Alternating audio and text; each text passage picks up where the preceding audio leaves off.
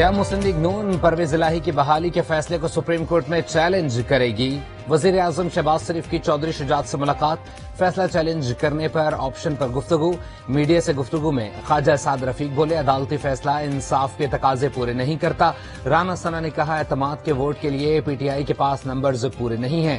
کاف لیگ کے طارق بشیر چیمہ بولے، پرویز الہی پنجاب کے بحالی کے خلاف ہائی فورم پر جانے کے تیار ہیں۔ سمجھوتا کر کے حکومت میں نہیں آؤں گا، عمران خان کا دو ٹوک پیغام، کہا ایک ہی شخص تھا جس نے آصف زرداری اور مراد علی شاہ سے ڈیل کر رکھی تھی، آخری ایک سال میں پتہ چلا کہ وہ صاحب احتساب چاہتے ہی نہیں۔ 11 جنوری سے پہلے پرویز الہی اعتماد کا ووٹ لیں گے، فواد چودھری کا اعلان، اعتماد کے ووٹ کے لیے ارکان کی تعداد پوری ہونے کا دعویٰ۔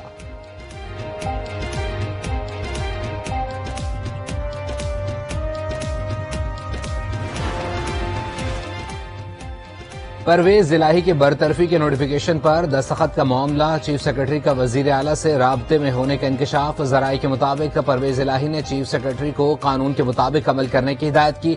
دستخط سے پہلے انہوں نے آئینی اور قانونی ماہرین سے بھی مشاورت کی۔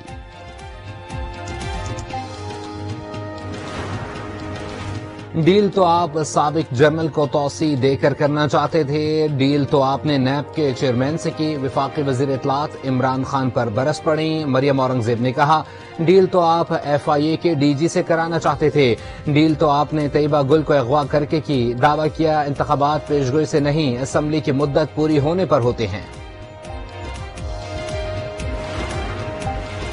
پی ٹی آئی سیاسی جماعت نہیں، نوٹنکی کرنے والوں کا ٹولہ ہے، شرجیل میمن کی تنقید، کہا اسمبلی تحلیل کرنے کا اعلان محض اعلان ہی رہا، اسپیکر کے سامنے بھی پیش نہیں ہوئے، سوال کیا خیبر پختونخوا اسمبلی کیوں تحلیل نہیں کی؟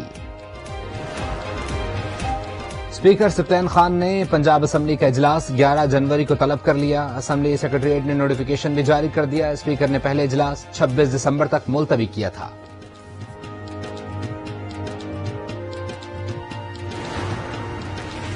لاہور کے سروسز اسپتال میں زیر علاج شہباز گل اچانک اسپتال سے غائب ہو گئے، پی ٹی آئی رہنما کی عدم موجودگی کی اطلاع ایم ایس کو جمع کرا دی گئی۔ ذرائع کے مطابق شہباز گل گزشتہ رات اسپتال سے کہیں چلے گئے تھے، اپنی فائل اور میڈیکل ریکارڈ بھی ساتھ لے گئے۔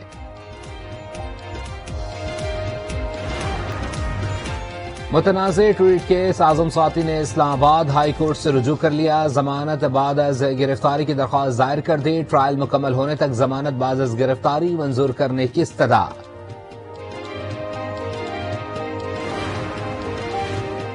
ملک کی دفاع ناقابل تسخیر، پاک بحریہ نے ایک اور سنگ میل عبور کر لیا، پاکستان میں پہلی ہنگور کلاس آبدوز کی تعمیر اور دوسری آبدوز کی اسٹیل کٹنگ کا آغاز۔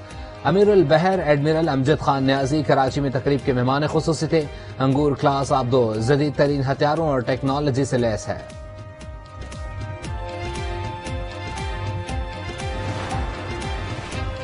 چین میں نئے کورونا ویریئنٹ سے پاکستان کو بھی خطرہ، این سی او سی نے خبردار کر دیا، حکام کے مطابق پاکستان نئے ویریئنٹ کو کنٹرول کرنے کے لیے تیار ہے، کورونا ویکسین لگنے کے باعث خطرہ کم ہے، پاکستان میں 90% آبادی کی ویکسینیشن مکمل ہو چکی ہے۔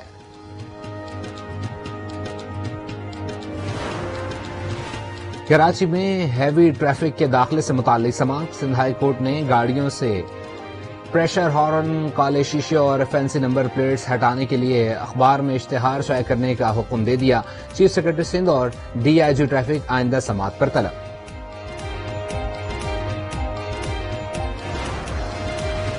کراچی میں مہاجر کلچر ڈے کی تقریبات جاری، شہر میں مختلف مقامات پر ریلیاں نکالی گئیں، گورنر سندھ اور خالد مقبول صدیقی کا کارکنوں سے خطاب میں مہاجر ثقافت پر فخر کا اظہار۔ ملک کے بالائی علاقوں اور بلوچستان میں شدید سردی کی لہر، لیا میں درجہ حرارت -14 تک گر گیا، محکمہ موسمیات کے مطابق اسکردو میں پارہ -11، زیارت میں -10 ریکارڈ کیا گیا، بالائے سندھ اور پنجاب کے میدانی علاقوں میں دھند پڑنے کی پیش گوئی۔